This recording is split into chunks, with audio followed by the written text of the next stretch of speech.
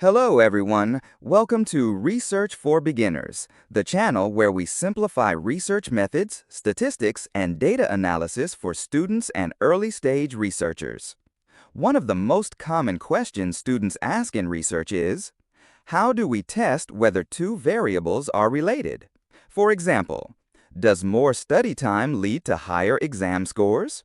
Does exercising more hours per week improve physical fitness levels? Does increasing advertising spending lead to higher product sales? To answer these types of questions, researchers often use a statistical technique called Pearson's correlation coefficient. In today's video, I will show you what Pearson's correlation is, when we should use it, how to compute it in SPSS step by step, how to interpret the output correctly.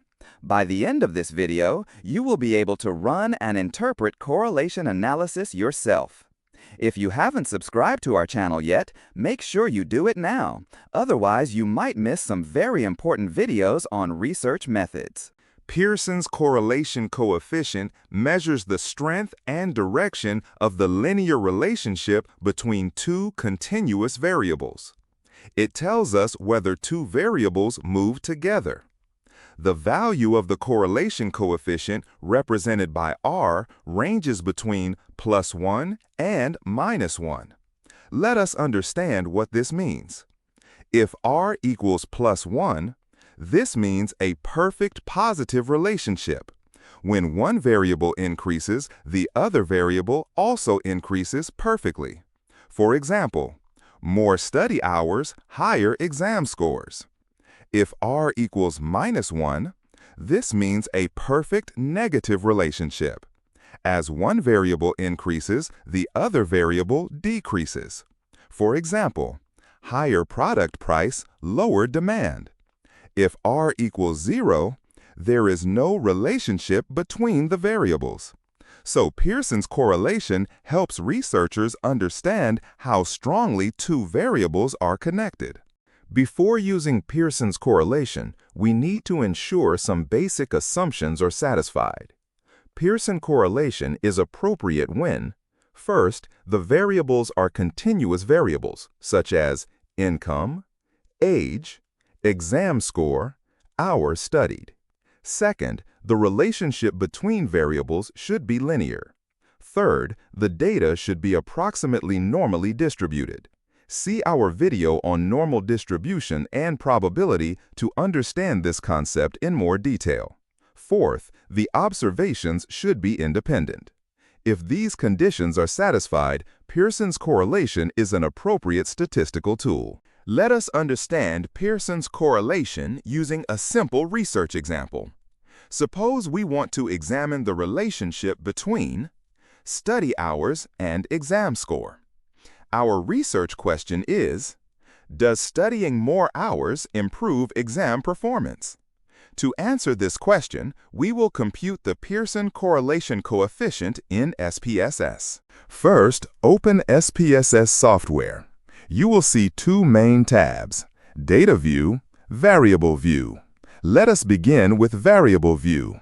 Create two variables. Variable 1, name, study_hours. Type, numeric, measure, scale. Variable 2, name, exam score. Type, numeric, measure, scale. Now go to Data View and enter the data. Once the data is entered, we are ready to run the correlation analysis. If you want to learn how to import data from Google Forms into SPSS, make sure to watch our complete tutorial on the channel. To compute Pearson's correlation in SPSS, follow these steps carefully. First, click on Analyze. Then, select Correlate. Next, click on Bivariate. A dialog box will appear. Move the variables, study hours, exam score, into the Variables box. Now check the options. Make sure Pearson is selected.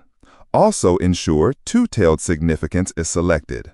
This is the most commonly used option in research. Now click OK. SPSS will generate the correlation output. SPSS will produce a correlation matrix. It will look like this. Let us interpret this output step by step. First, focus on the value 0.768. This is the Pearson correlation coefficient represented as R. The value 0.768 indicates a strong positive relationship. This means, as study hours increase, exam scores also increase. Now look at the significance value, also called the p-value. Example, sig 2-tailed equals 0.01. If the p-value is less than 0.05, the relationship is considered statistically significant. In this case, 0.01 less than 0.5. Therefore, the relationship between study hours and exam scores is statistically significant. Researchers often interpret correlation using these guidelines. For example, if R equals 0.30, the relationship is weak. If R equals 0.55, the relationship is moderate. If R equals 0.85, the relationship is very strong. In academic research papers, the correlation result is reported like this. Example, Pearson's correlation analysis revealed a strong positive relationship between study hours and exam scores. R equals 0.89, P less than 0.01. Here, R represents the correlation coefficient, P represents the significance level. This reporting format is commonly used in research articles, theses, and dissertations. Here, it is important to remember one important rule in research. Correlation does not imply causation. Correlation does not mean that one variable causes the other. Sometimes two variables move together simply because of a third factor influencing both.